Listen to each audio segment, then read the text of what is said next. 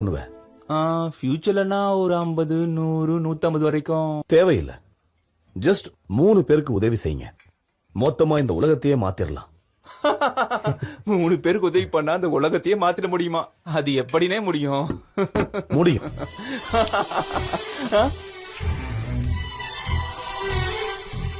இது நான்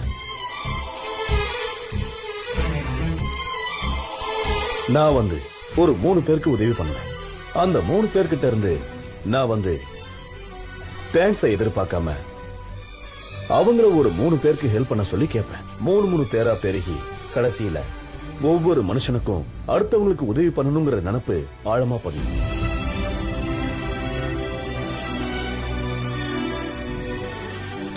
யாரோ முகம் தெரியாதவங்களுக்கு நாம உதவி பண்ணப்போ அவங்களுக்கும் அடுத்தவங்களுக்கு உதவி செய்யணுங்கிற நினைப்பு ஆழமா வரும்.